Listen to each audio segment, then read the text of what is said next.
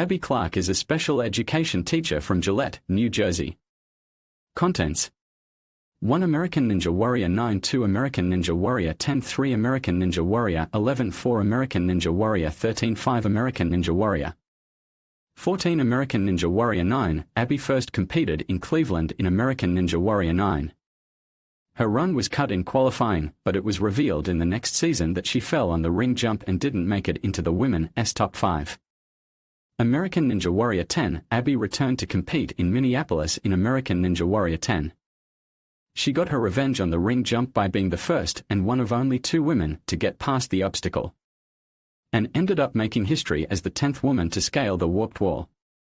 Abby Clark had finished the course in 14th place and became the 6th and final woman to finish a qualifying course in American Ninja Warrior 10. In the city finals, she had a strong run until she missed her 3 attempts at the warped wall. Even still, she qualified for Las Vegas, placing second in the women's top 2. However, her outstanding season ended on the double dipper in stage 1. American Ninja Warrior 11. Abby Clark returned to compete in Baltimore in American Ninja Warrior 11, this time along with her boyfriend, Joseph Capobianco. She started off strong by getting through the first 3 obstacles with ease.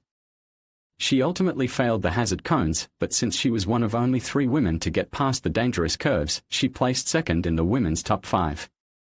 During the city finals, her run was digested, but it was shown that she completed the hazard cones but failed the next obstacle, Crank It Up.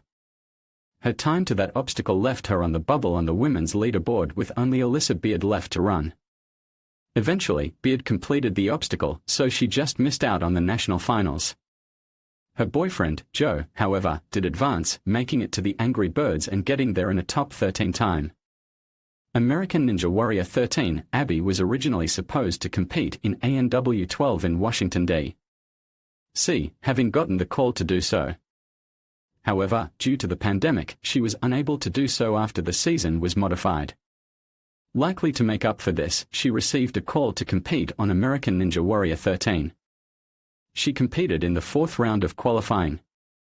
She made it to the 5th obstacle, Pretzel Twist, before her grip gave out.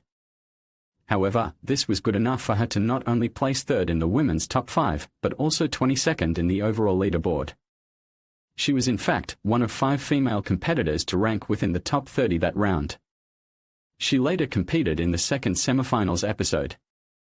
Her run was digested, but it was shown that similar to her performance during the Minneapolis City Finals in Season 10, she failed all 3 of her attempts on the warped wall. This time around, it was never good enough for her to move on to the national finals, as she placed 27th overall and placed 4th among the women, once again missing it by 1 spot. American Ninja Warrior 14. Abby returned for her 5th season during the 2nd qualifying episode. Her run was digested, but she once again failed the 5th obstacle, Piston Plunge. Her time to the obstacle placed her 2nd among the women and also 20th in the top 30. She later competed in the 1st semifinals episode.